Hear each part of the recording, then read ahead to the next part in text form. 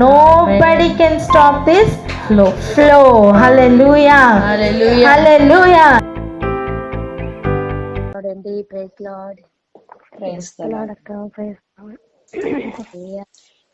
హల్లెలూయా. సంతోషంగా ఉన్న వారందరూ కూడా బిగ్గరగా హల్లెలూయా అని చెప్తామా? హల్లెలూయా. హల్లెలూయా. హల్లెలూయా. చూడండి, ఆయన నామం నిమిత్తం ద్వేషింపబడుతున్న ఆ అనుభవం ఎలా దాటాలో, ఎవరెవరి చేత ద్వేషింపబడతామో మనం నేర్చుకుంటున్నాం కదా. ఈరోజు అందులో భాగంగానే మనం ఇంకొంచెం ముందుకు వెళ్దాం. ఆయనను ఎలా స్తుతించాలో మనం నేర్చుకుంటున్నాం. ఆయనని ఘనపరచుట, ఆయన యొక్క గొప్ప కార్యములను వివరించుట అనేదే స్తుతి అని, ఆయన స్తుతించుటలో అదొక భాగమే అని మనం నేర్చుకున్నాం. అండ్ దానిని ఇంకొక డైమెన్షన్ లో అదొక మత్తు, అదొక అనస్థీషియా వంటిదని, ఆ మత్తులో ఇక ఏం జరిగినా సరే తెలియదని మనం నేర్చుకున్నాం. అంటే వ్యతిరేకతలు ఎన్ని లేస్తున్నా, అపవాదములు ఎన్ని మోపుతున్నా, ఎలాంటి వార్నింగ్స్ ఇచ్చినా, ఏం చేసినా ఇక ఆయన స్తుతించుటను ఆపలేవు. ఆయన గొప్ప కార్యములను ఇక వివరించుటను ఆపలేవు. ఆయన గురించి ఇక నువ్వు ఆలోచించుట ఆపలేవు. జీవితం అంటే ఇక ఆయనే అయి మారిపోయే స్థితి ఏదైతే ఉందో అది నిజమైన స్థుతి. ఆమేన్. ఆమేన్. ఆయన కొరకు నువ్వు ఏదైనా పని పూనుకున్నావా, దానికి ఆపలేవు. ఆమేన్. ఆమేన్. అటువంటి స్థితియే నిజమైన స్థుతి. అయితే దానికి ఆటంకంగా వచ్చి నిలబడుతున్న ఏ ఆయుధం కూడా ఇక నీకు వ్యతిరేకంగా నిలబడలేదు నాన్న.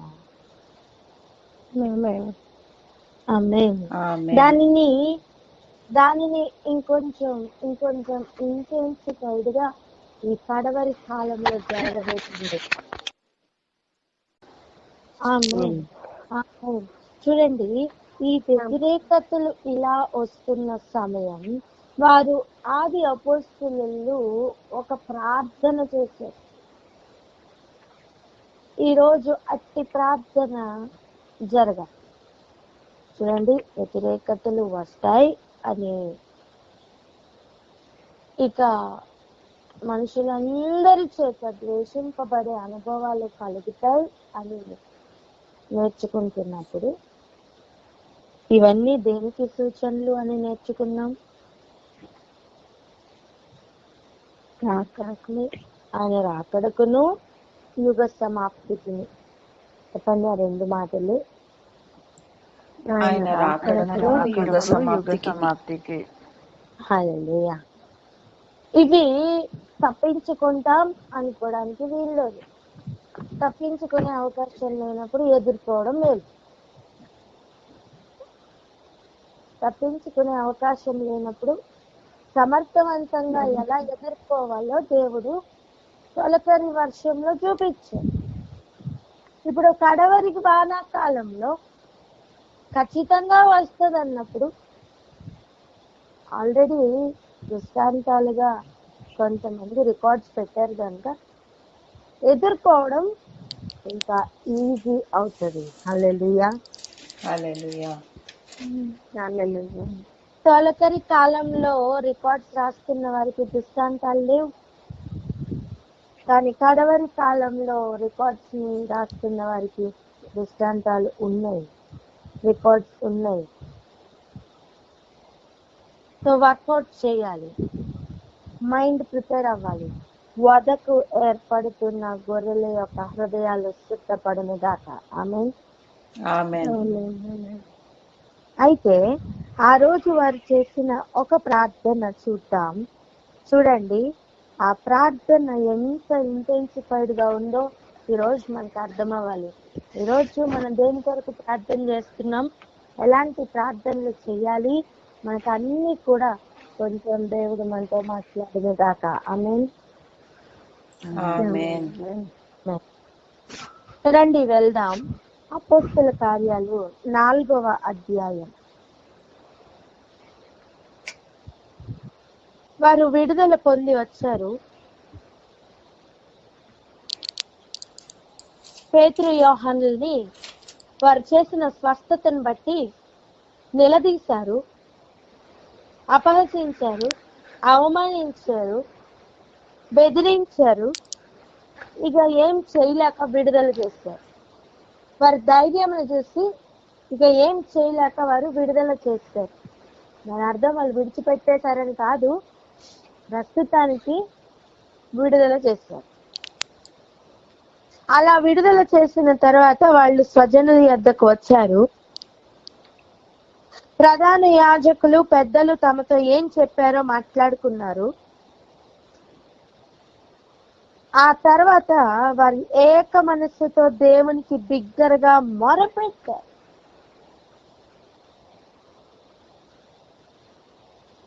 ఎంతగా వారు మొరపెట్టారంటే ఆయన ఆకాశమును, భూమిని, సముద్రమును, వాటిలో సమస్తమును కలుగజేసిన వాడని ఆయనని గుర్తిస్తూ అన్యజనులు అల్లరి చేస్తున్నారని, ప్రజలందరూ వ్యర్థమైన ఆలోచనలు ఆలోచిస్తున్నారని,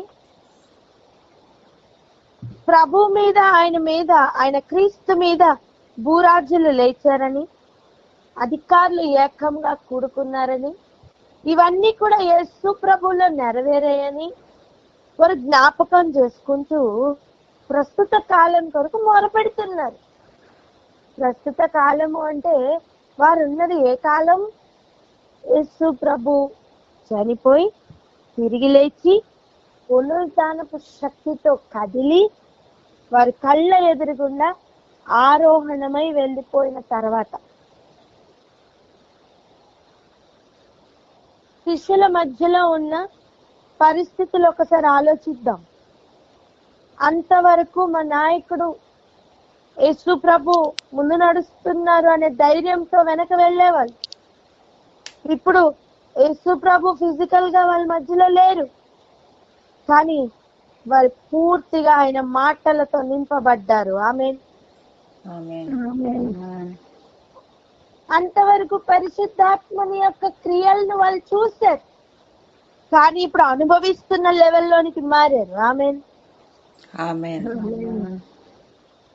క్రీస్తులో నెరవేర్పులు వాళ్ళు చూశారు, కానీ ఇప్పుడు అనుభవించడం ప్రారంభమైంది. ఆమేన్.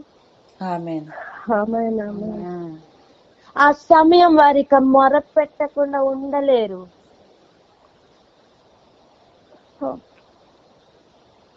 దేవునికి మొర పెడుతున్నారు. చూడండి ఎలా మొర పెడుతున్నారో.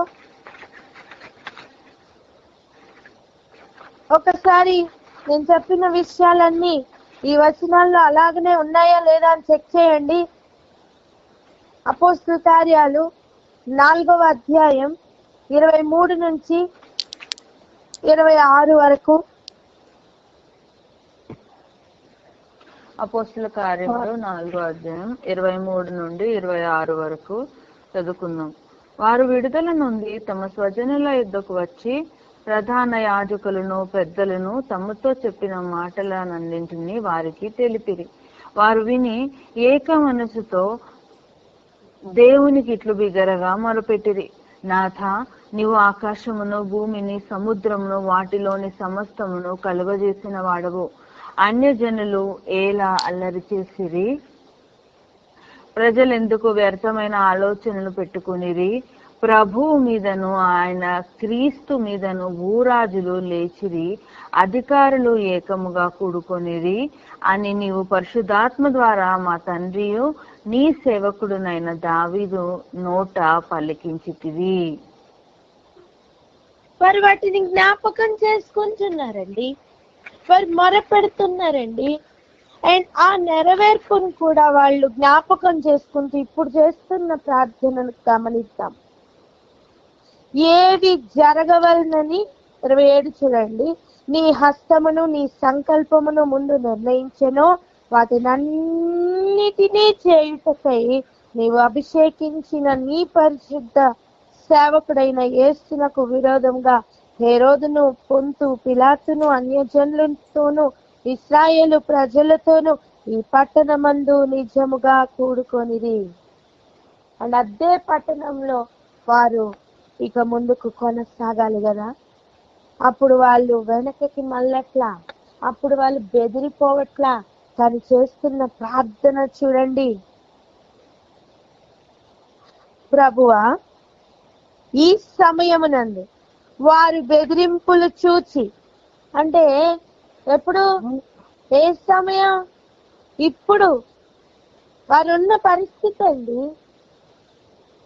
వారు పరిశుద్ధాత్మను పొందుకొని వారు ఆ శక్తిని అనుభవిస్తూ ఆయన పరాక్రమ కార్యములను కేవలం వివరించే అనుభవంలోనే కాదు, దానిని పూర్తిగా ఇతరులకు ప్రయోజనకరంగా వారి జీవితంలో మార్చబడిన ఒక అనుభవం. నేను అంటాను, వారు వెలిగించబడమే కాదు, అనేకుల్ని వెలిగిస్తున్న అనుభవం.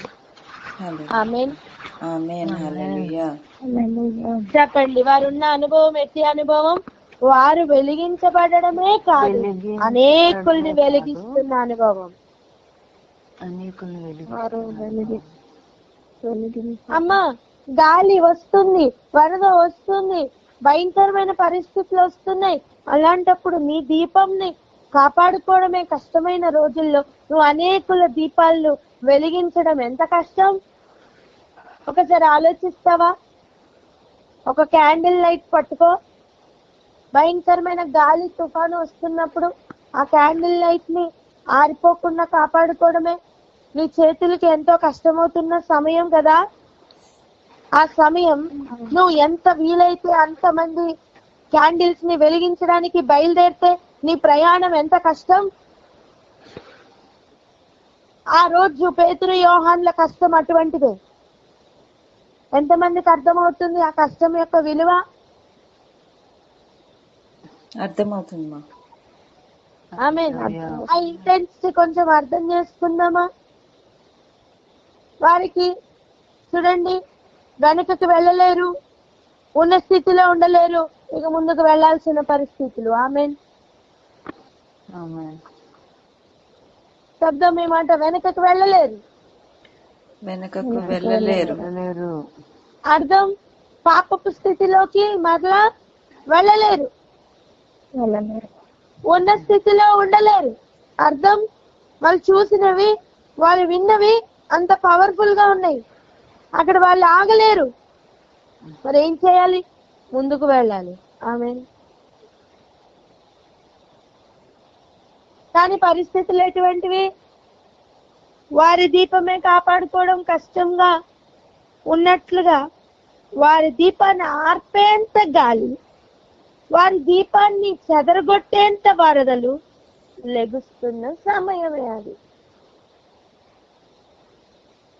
అటువంటి సమయం వారు చేస్తున్న శ్రేష్టమైన ప్రార్థన. 29-30 వచనాలు చదువుదామా? అపోస్తుల కార్యంలో 4వ అధ్యాయము 29-30 వచనములు. ప్రభువా, ఈ సమయమునందు వారి బెదిరింపులు చూచి రోగులను స్వస్థపరచుటకును నీ పరిశుద్ధ సేవకుడైన యేసు నామము ద్వారా సూచక క్రియలను మహత్కార్యములను చేయుటకును నీ చెయ్యి చాచి ఉండగా నీ దాసులు బహుధైర్యముగా నీ వాక్యమును బోధించినట్లు అనుగ్రహించుము. ఆమేన్. ఇదండి వారు చేసిన ప్రార్థన.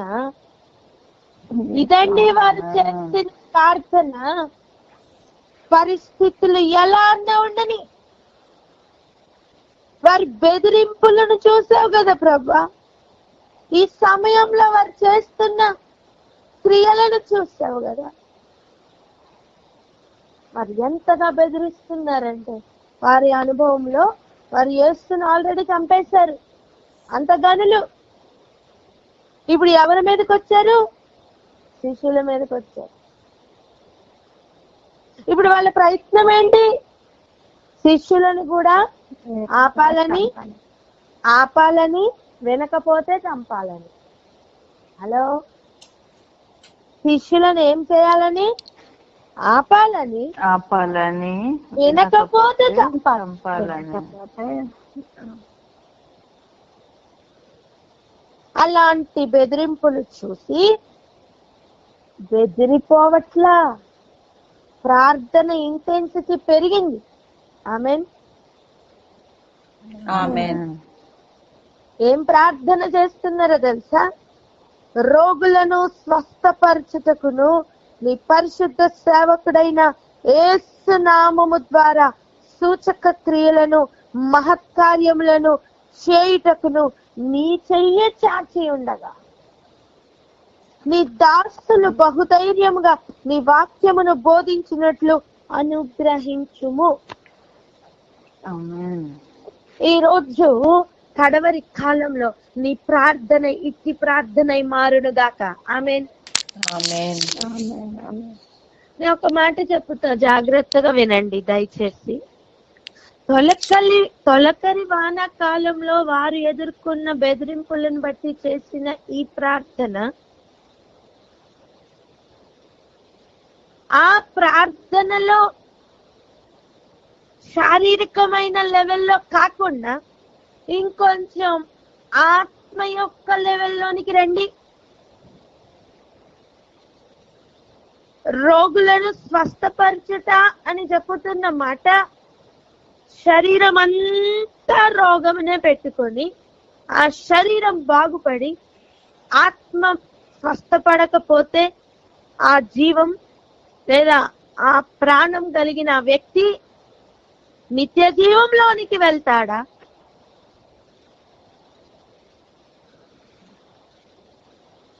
మనం ఇలా మాట్లాడుకుందాం.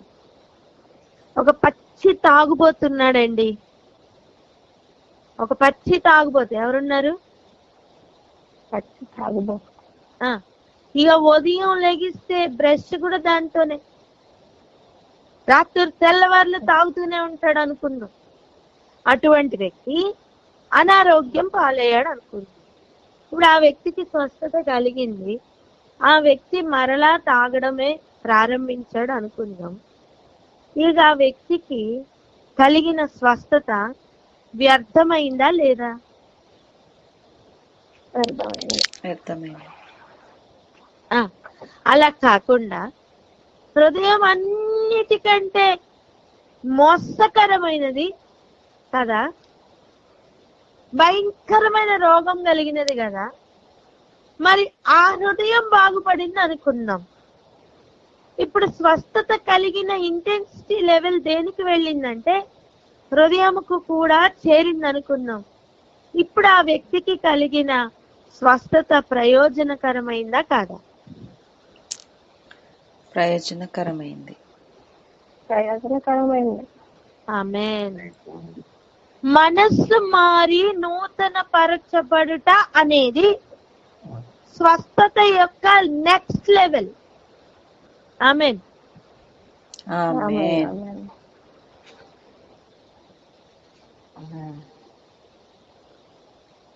ఒక క్యాన్సర్ బాగు చేయడం దేవునికి పెద్ద విషయం కాదు. ఒక గడ్డ తీసేయడం దేవునికి పెద్ద విషయమేం కాదు. కానీ హృదయానికి పట్టిన గడ్డ ఉందే, అది పోవాలా. హృదయానికి పట్టిన క్యాన్సర్ ఉందే, అది పోవాలా.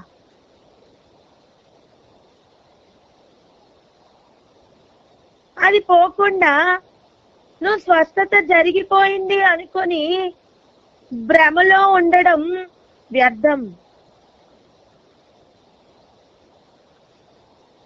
చూడండి, ఒక మాట చదువుకుందాం. 2వ తిమోతి 2వ అధ్యాయం 16-17 వచనాలు చదవండి.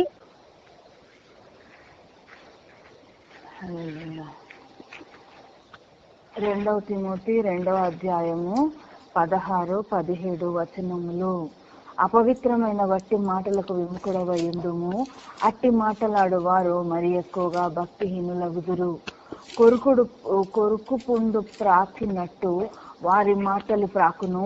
వారిలో హుమైనయును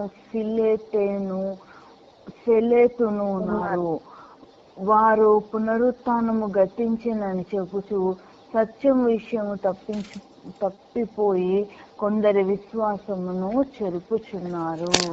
చాలండి, జాగ్రత్తగా గమనించండి. వ్యర్థమైన ఒట్టి మాటలు కదా, అపవిత్రమైన ఒట్టి మాటలు కదా, అవి దేంతో పోల్చబడ్డాయి? కొరుకుడు పుండుతో పోల్చబడ్డాయి. కొరుకుడు పుండు అంటే ఏంటి? భయంకరమైన క్యాన్సర్. చెప్పండి, కొరుకుడు పుండు అంటే భయంకరమైన క్యాన్సర్.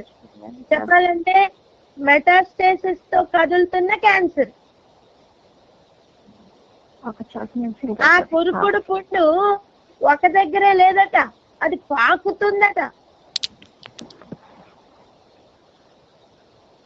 చూడండి, ఒకసారి ఆలోచిద్దాం. హృదయం నిండిన దాన్ని బట్టి నోరు మాట్లాడును కదా. ఈ రోజు హృదయంలో పట్టిన క్యాన్సర్ ఆ నోటి మాటల ద్వారా ఇంకా అనేకుల్లోనికి చేరుతుంది. దేవుడు ఏం చెప్తున్నారో గమనించండి. పరిశుద్ధాత్మని ద్వారా ఆ రోజు అపోస్తలుడైన పౌలు తిమోతికి రాస్తున్నాడు, అయ్యా సంఘంలో విశ్వాసులను చెరుపుటకు ఆ రోజు హుమనయును ఫిలేతు అనేవారు కదిలేరయ్యా. ఎటువంటి కదలిక అంటే అది విశ్వాసము నుండి తప్పించే కదలికలు. వారికి పట్టిన క్యాన్సర్ ఎటువంటి క్యాన్సర్ అంటే వారు విశ్వాసంలో నుంచి తొలగిపోయారు. అంతేకాదు, వారి యొక్క క్యాన్సర్ ఇతరులకి పాకుతుంది. అది దేని ద్వారా అంటే వ్యర్థమైన ఒట్టి మాటలు, అపవిత్రమైన మాటల ద్వారా అనేకుల విశ్వాసమును పాడు చేయడానికి బయలుదేరిన అట్టి వారి యొక్క క్యాన్సర్. అర్థమవుతుందా అండి? హృదయము ఘోరమైన వ్యాధి కలది. ఇప్పుడు నువ్వు అనేకులను స్వస్థపరచడానికి బయలుదేరమంటే అర్థం హాస్పిటల్స్ అన్ని వెళ్ళి స్వస్థత కలుగును గాక అని ప్రార్థన చేయమని కాదు. చెయ్యు, మంచిదే. కానీ వారి కలుగుతున్న శారీరకమైన స్వస్థత అది హృదయాన్ని కదిలించకపోతే అది వ్యర్థం అని చెప్తున్నా. వాళ్ళ విశ్వాసం నుంచి తొలగిపోయి అనేకుల విశ్వాసమును పాడు చేస్తున్న వారు ఉన్నారే, నీ స్వస్థత శక్తి అక్కడికి వెళ్ళని. హల్లెలూయా.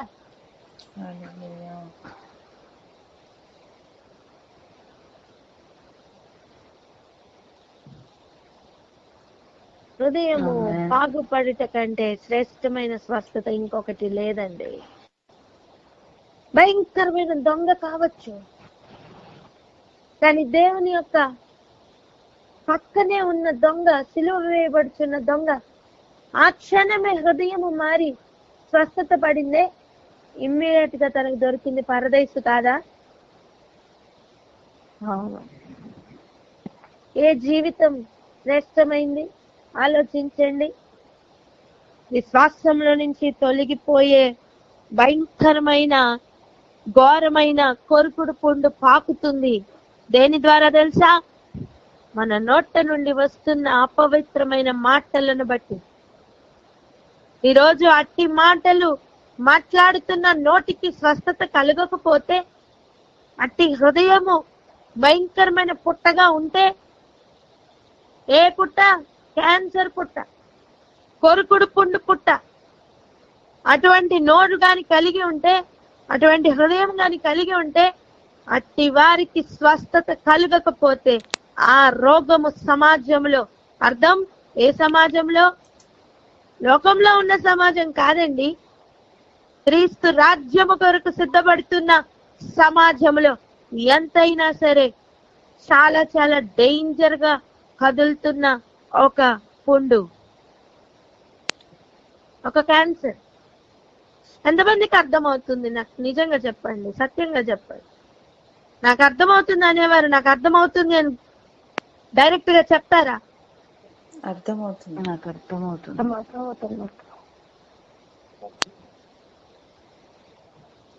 నువ్వు అపవిత్రమైన మాటలు వింటున్నావా? నీ చెవులను భద్రం చేసుకో. హల్లెలూయా. ఒకవేళ నీ నోటితో అపవిత్రమైన మాటలు మాట్లాడడానికి పూనుకున్నావా, నీ నోరుకుని అదుపు చేసుకో, జాగ్రత్త. ఒకవేళ అవే అపవిత్రమైన మాటలు నీ హృదయంలో రేగుతూ ఉన్నాయా, ఆ హృదయమును భద్రం చేసుకో.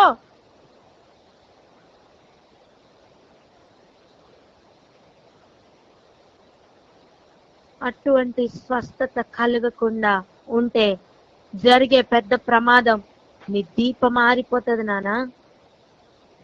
స్తోత్రం. దీపం మారిపోతే చీకట్లో కూర్చున్న ప్రజలు గొప్ప వెలుగు చూసి వెనక్కి వెళ్ళిపోతే ఏం ప్రయోజనం? వెలిగింపబడి వెలుగులోనే ఉన్నాననుకుంటూ చీకట్లోనే ఉన్న అనేక ప్రజలకు స్వస్థత కలుగును గాక.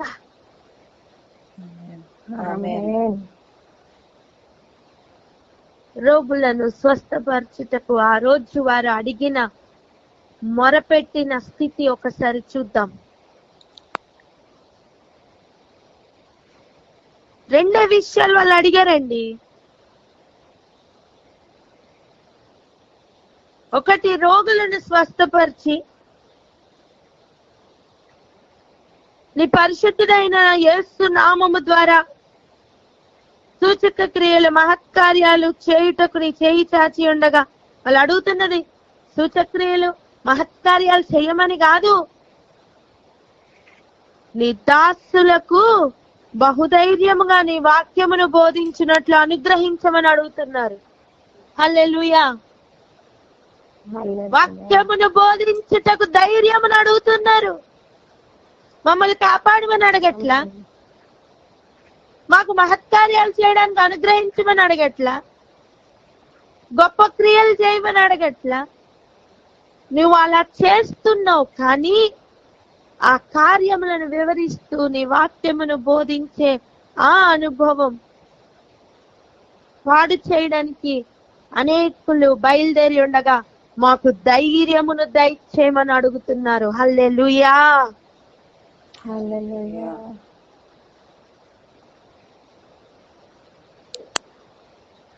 నేనేమంటున్నా తెలుసా, నువ్వు తల్లిదండ్రుల చేతను, స్నేహితుల చేతను, బంధుమిత్రుల చేతను, మనుషులందరి చేతను ద్వేషింపబడుతున్న అనుభవం గుండా వెళ్తున్నావా? ఆయన గొప్ప కార్యములను వివరించే అనుభవంలో వెళ్తున్నావా? మంచిది నానా. అయితే ఈరోజు ఈ ప్రార్థన చేయి. ఏ ప్రార్థన తెలుసా? ఆయన వాక్యమును బోధించినట్లుగా, బహుధైర్యము పుట్టినట్లుగా మొరపెట్టు. హల్లెలూయా. ఆమేన్. ఆ రోజు అపోస్తలులు ఎదుర్కొన్న సమస్యకు వారు చేసిన ప్రార్థన అది. ఈరోజు ఇటు సమస్య గాని ఎదుర్కొంటే ఈ ప్రార్థన చేయడానికి సిద్ధమవుతావా? ఈ వ్యతిరేకతలు బయట నుంచి రావు. హలో, ఈ వ్యతిరేకతలు బయట నుంచి రావు. ఒక మాట వినండి. ఇదే అపోస్తలుల కార్యాలు 4వ అధ్యాయం 23వ వచనం చదవండి. అపోస్తలుల కార్యాలు 4వ అధ్యాయం 23 కనుక అవునరా. వారు విడుదల నుండి తమ స్వజనుల ఎద్దకు వచ్చి ప్రధాన యాజకులను పెద్దలను తమతో చెప్పిన మాటలన్నింటినీ వారికి తెలిపిరి. వారు విని వాళ్ళకి ఇబ్బంది కలిగింది ఎవరి వల్ల? ప్రధాన యాజకుల వల్లను పెద్దల వల్లనండి. మీరు బయట వాళ్ళ? హలో, కాదు, చెప్పండి. కాదండి, కాదు. కాదు, లోపల ఉన్నవారే. లోపల ఉన్నామనుకుంటూ బయట గడుపుతున్నవారే. చెప్పండి అన్నమాట. లోపల ఉన్నామనుకుంటూ లోపల ఉన్నామనుకుంటూ బయటనే గడుపుతున్నవారని చెప్పండి. బయటనే గడుపుతున్నవారు. బయటనే గడుపుతున్నావా?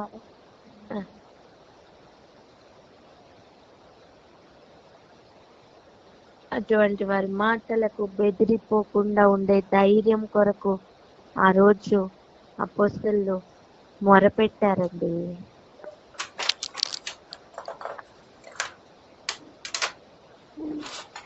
ఈరోజు నువ్వేం చేయాలి తెలుసా? మొరపెట్టడానికి సిద్ధమవుతావా? సిద్ధమవుతావా? అడగండి నాన్న, పక్క వారిని అడగండి. మొరపెట్టడానికి సిద్ధమవుతావా? మొరపెట్టడానికి సిద్ధమవుతావా? సిద్ధమవుతావా? ఒక దైవజనుడిలా అడిగారు, ఏమని తెలుసా? నువ్వు మొర పెడుతున్నావా గుర్రు పెడుతున్నావా అని. దేవా, ఏమని అడిగారు? ఏమని అడిగారు? నువ్వు నువ్వు మొర పెడుతున్నావా గురు పెడుతున్నావా? గుర్రు పెడుతున్నావా? అర్థం నిద్రపోతున్నావా అని అడిగారు. ఒక దైవజనుడు అలా అడిగారు. ఈరోజు అదే ప్రశ్న మనల్ని అడిగితే ఏం చెప్తాం? పరిస్థితులను చూడు, మొరపెట్టే సమయం వచ్చిందని గుర్తుపట్టు, ఇక మొరపెట్టు. ఆమేన్. ఆమేన్. ఇలా చెప్తారా? గుర్తుపట్టు, మొరపెట్టు అని. గుర్తుపట్టు, మొరపెట్టు. హల్లెలూయా. హల్లెలూయా. ఆ రోజు వారు మొరపెట్టిన వెంటనే జరిగిన కార్యం ఏంటో తెలుసా? చదవండి 31వ వచనం. అపొస్తలుల కార్యాలు 4వ అధ్యాయము 31వ వచనం. వారు ప్రార్థన చేయగానే వారు కూడి ఉన్న చోటు కంపించెను. అప్పుడు వారందరూ పరిశుద్ధాత్మతో నిండిన వారే దేవుని వాక్యమును ధైర్యముగా బోధించారు. హల్లెలూయా. హల్లెలూయా. ఈ ప్రకంపనలు రాకుండా నువ్వు ధైర్యముగా వాక్యమును బోధించలేవు.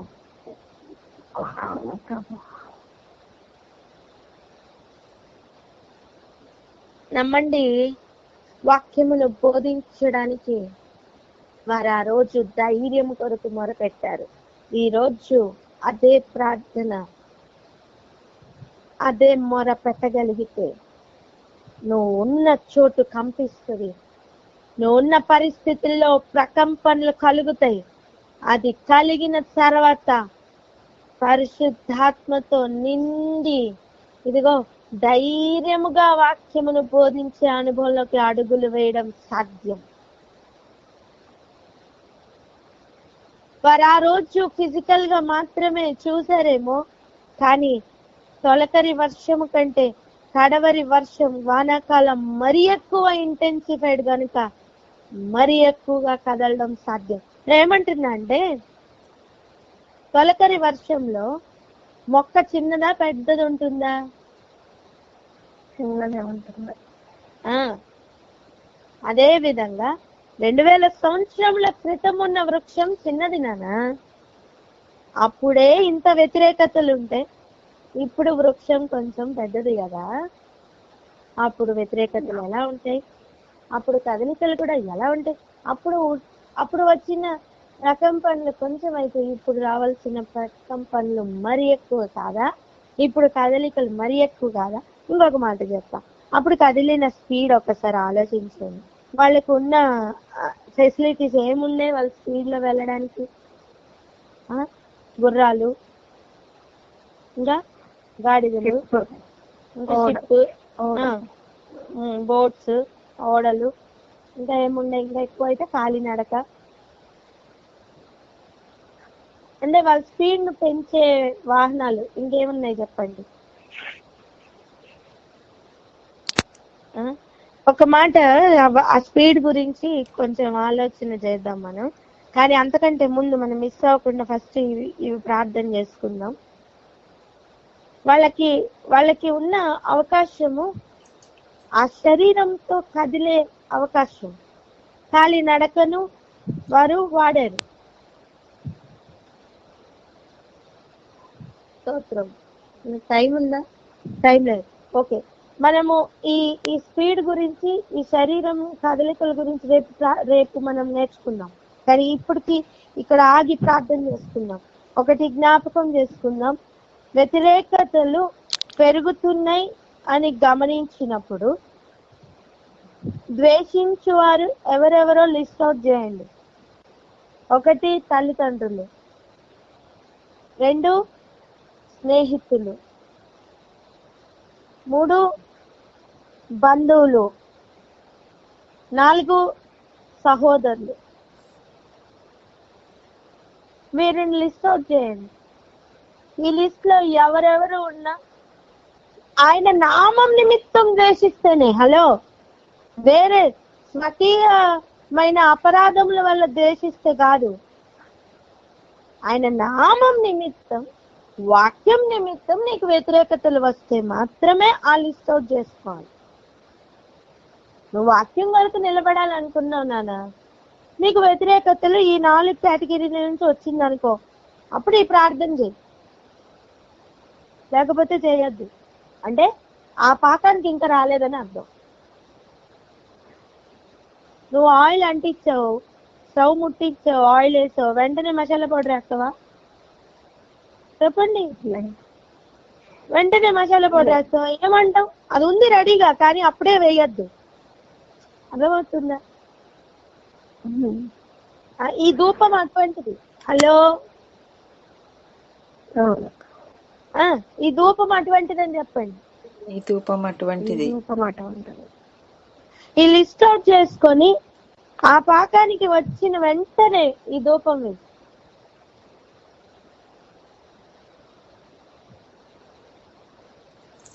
ఆ మొర ఆయన సన్నిధికి ఇంపైన సువాసనగా చేరునుగాక. ఆమేన్. ఆమేన్. ఆమేన్. మన దీపం వెలిగించబడకుండా ఇంకెవరి దీపం మనం వెలిగించలేము. వాక్యము చేత మనం వెలిగింపబడకుండా, మన బ్రతుకు మారకుండా ఇంకెవరి బ్రతుకులు మనం మార్చలేం. అలాగ బోధించడానికి బయలుదేరడం వ్యర్థం. నేను చీకటిని పట్టుకొని బోధించుటకు బయలుదేరితే ఆ ప్రయాణం వ్యర్థం.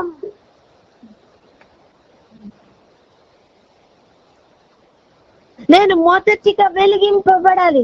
ఆ తర్వాత వెలిగించడానికి బయలుదేరుతున్నప్పుడు వస్తున్న తుఫాన్లు బట్టి, వస్తున్న భయంకరమైన వరదలను బట్టి ఈ ప్రార్థన చేస్తే ఆ ప్రయాణం యొక్క స్పీడ్ ఎలా పెరుగుతుందో రేపు చూద్దాం. ఈ రోజుకు ప్రార్థన చేద్దాం. నువ్వు ఉన్న పరిస్థితుల్లో ప్రకంపనలు కలుగును గాక. ఆమేన్. ఆ రోజు వారు అనుభవించారు. హృదయాల్లో కంపింపడం ప్రారంభమవును గాక. ఆమేన్. వారున్న చోటు కంపించిందండి. ఈరోజు నువ్వు ఉన్న చోటు కంపించును గాక. హల్లెలూయా. ఇక వారిలో నిండిందేంటో తెలుసా? ధైర్యంగా అడుగులు వేయట. హల్లెలూయా. హల్లెలూయా. ఎంతమందికి అర్థమవుతుంది? అర్థమవుతుంది. ఆ ధైర్యంతో నింపాలని, విశ్వాసమును పాడు చేయాలని. భయంకరమైన రోగం ఆల్రెడీ బయలుదేరింది. ఏంటది? వ్యర్థమైన వట్టి మాటలు, పనికిరాని మాటలు. ఏంటవి? వ్యర్థమైన పనికి మళ్ళీ మాట్లాడటం.